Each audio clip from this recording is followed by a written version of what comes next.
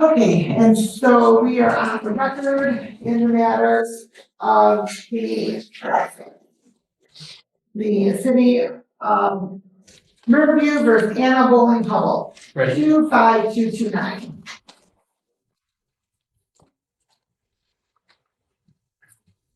Your Honor, good morning. Richard T. Serrano, P33828. Today, Your Honor, I appear on behalf of my client for purpose of sentencing. Ma'am, would you please state your name for the record and speak up? Anna Bowling Hubble. All right, thank you. And so Ms. Hubble was charged with larceny, and by way of resolution between counsel, this matter was amended to disorderly conduct. And so counsel, do you have an opportunity to review the report recommendation with your client? Yes, I have, Your Honor. Everything is factually accurate. This case just took an interesting turn. What started as a larceny charge has already been negotiated down to disorderly conduct, a massive legal win for the defendant. But don't celebrate just yet, because the biggest battle isn't over guilt anymore. It's over money, and restitution hearings can become just as heated as the criminal case itself. The restitution amount is my client is questioning and wants to have a restitution hearing. I believe one party submitted a $120.79 invoice for restitution, and the other one said $450. My client has informed me that all properties were returned. However, one was damaged. We're not disputing that, but we would like a restitution hearing, Your Honor, in the future to determine that. Oh, this is right. This is with the lawn ornaments, correct? Yes, with the Easter ornaments or whatever they were, correct. The $120 one was the only one mentioned in the court report. And I had no problem with that one. So she's admitting to the $120.79 one, but the other matter she thinks is excessive. Also, Your Honor, we had originally asked the court to consider this matter on 771.1, and being that my client is not having any other cases pending, the probation department is recommending for that not to happen. So we asked the court to consider that. There's nothing statutorily that says even if she's had a prior criminal history, it doesn't necessarily exclude the court's consideration. But I told my client it's entirely in the court's discretion whether to accept the plea in that regard. Right. Okay, it's either Donna Schimmel or Denise Acker present. Okay. So, They're strangers, man. She wouldn't know who they were. no, I understand, but they're named victims, so we noticed them to about today's date, so if they wanted to appear, they could. Okay. So I'm showing that restitution is recommended in the amount of $95. Yes. So the cards being disputed. I thought I saw something in the pre-sentence report that said something about $450, Your Honor. I'll look again. That was not mentioned. Okay. No, I'm showing the restitution amount was only for one, it was $95. If that's all the court's ordering, Your Honor, we accept that. Is that correct, ma'am? Yes, ma'am. Okay, so yeah, I'm really confused as to what would possess somebody to stop by somebody's home that they're driving by, right? You were driving by the house? Yeah. What would possess somebody to stop while they're driving? Now watch what experienced judges often do. They're not simply looking for an apology, they're testing credibility. Every answer the defendant gives is being measured against the facts. Was this an impulsive mistake, or a deliberate decision? That distinction can dramatically influence sentencing. And put their vehicle in park, get out of the vehicle, go onto somebody's property, remove lawn ornaments Temporary. Don't interrupt. that were there, put them into your vehicle and then drive away. And not just once, but a number of times you did this because there's two people that were listed as victims. It was the same house, it was all once. They were right next door to each other. So there's two houses then, not just one. They were, Don't try to minimize. no, Two houses. I only drove away once. I understand that, but you went to two people's property. She agrees with that, Your Honor, is that correct? So what possesses somebody to do that? Temporary insanity. No. She was depressed, Your Honor, what she told me initially at the plea. So you were depressed. My son's birthday was February 3rd, and I found him dead in 2020, and I just, And I can appreciate, man, that that's difficult. I can certainly appreciate that that's it's difficult. not an excuse. But 2 weeks later, you're driving by somebody's home, people's homes, and you stop and take their lawn ornaments. It wasn't right, and I have no excuse. She And, did, but let me just state this. It doesn't appear, but for Facebook circulating it everywhere, it doesn't appear as though you would have returned. Wait, did you catch that? The defendant admits the rooster decorations caught her attention. It may sound harmless, but in court, admissions like this matter. The judge now has a motive to compare against the defense's earlier explanation of depression. Which story carries more weight? That's exactly what the court is trying to determine. The items. I got that they would have, I didn't leave them, I didn't even take them out of my trunk. So then why did you even take them to begin with? It was a stupid thing to do. And why those lawn ornaments?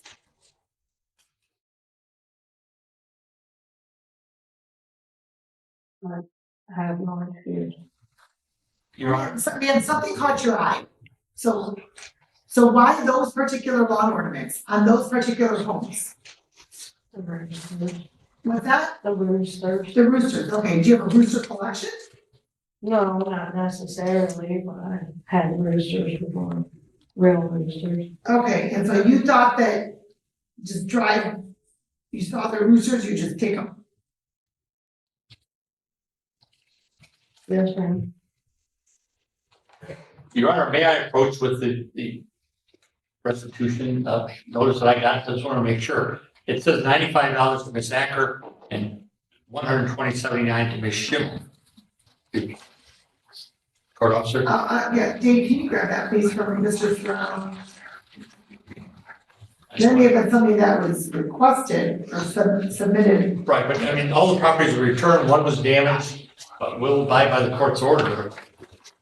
So it should be no more than 120 and 95 on the other, if that's what's being This asked. is a supplemental report that was, what's the other report? Amended. Put together by Riverview Police Department. Indicating the victim's email to break down the approximate value. Here's the moment the case changes completely.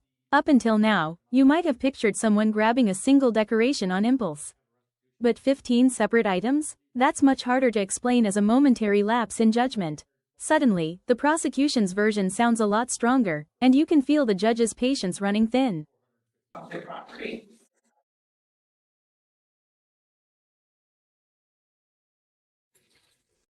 So, okay, you took more than just one lawn.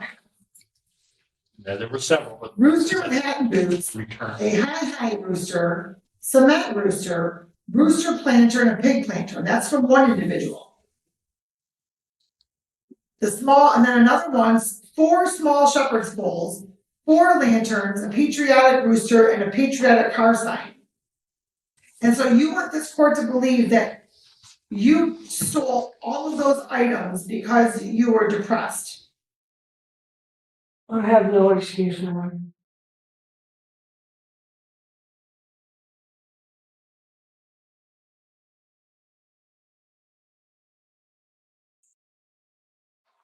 It's not as though you were just walking by and like, oh, this looks cute, I'm gonna go grab this.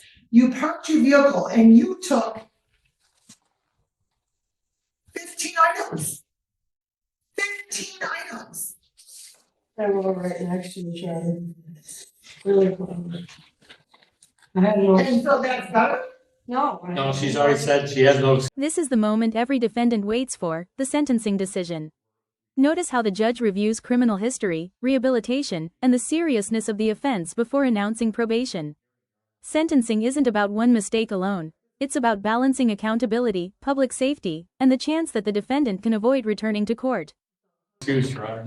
She's taking full responsibility. We just want to get the restitution amount correct. So when she makes her monthly payments, that some of it will go to the victims, we hope, first. And she's able to pay $50 a month, near the end of the month. She's Okay. working part-time, Well, here's what the court's going to do, counsel. 771 is discretionary right? by the court. Your client had a prior larceny dismissed back in 2016 under 771.1. So the court is not going to, does not find that your client is eligible for 771.1. So I'm not sure if that affects moving forward or not. If you'd like to have a communication with your client, that's fine. She has no objection, Your Honor. The court's going to note that after hearing from counsel, hearing from Ms. Bowling Hubble, reviewing their report, the recommendation, that there is reasonable grounds to depart from scale 769.5. The court also finds that the following sentence in the best interest of justice is reasonable in proportion to the seriousness of the matter and the circumstances surrounding Ms. Bowling Hubble in light of the legislative guidelines. The court's going to note that the court does not find 12 months probation appropriate. The court's going to order 18 months probation. The court's going to also order that indicate that you are eligible for early discharge on the way in just a few moments. The court's going to order you not to violate any criminal law of any of government. You're not to leave the state without the consent of the court. You are to report truthfully to your probation officer as often as your probation officer may require, in person, writing, or virtually. You're notified your probation officer immediately by any change in address or employment status. You're to attend CASA meetings. The rehabilitative goal for that condition is to provide. And that's the final lesson from this courtroom. A reduced charge may sound like escaping the worst-case scenario, but probation, fines, restitution, counseling, and strict conditions can still follow for months, or even years.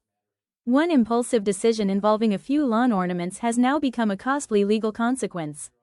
So here's the question for you. Do you think the judge struck the right balance between punishment and rehabilitation, or should the sentence have been tougher? Let us know in the comments. The tools for recovery from shoplifting, fraud, kleptomania, and embezzlement, while emphasizing responsibilities in recovery. The court's going to also order you to participate in the economic crime program. The rehabilitative goal for that condition is to help you learn skills that will eliminate behaviors that are associated with economic crimes, hopefully preventing this matter from happening again. You're to pay restitution amount of $95. And you're not to return to either of the homes on Matthew Street or have contact with the victims either. They are strangers to her, Your Honor. That won't be a problem. Any questions regarding the terms? Your Honor, could she have a payment program? Yes, it was nice, that's the nice cost, yes. Man, you're very fortunate that your attorney worked out the plea deal that they did, because quite frankly, with the 15 items that, with the behavior that you exhibited, the prosecutor is very generous in offering an amended charge. The court's going to order a $500 fine, $100 screening assessment fee, $900 supervision oversight fee, that's $50 a month, and 18 months. Since you're eligible for early discharge, some of that money will not be due. $300 for the cost of prosecution, crime victim assessment fee of $75, justice system assessment fee of $50, for a total of $1,925. Ma'am, you could have just gone and buy yourself your own ornaments for that price. You indicated $50 a month, counsel? Yes, Your Honor, at the end of the month. Do you have anything to pay today, ma'am? No.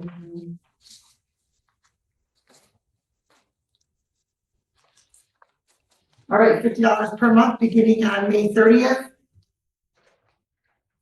And the 30th of every month thereafter.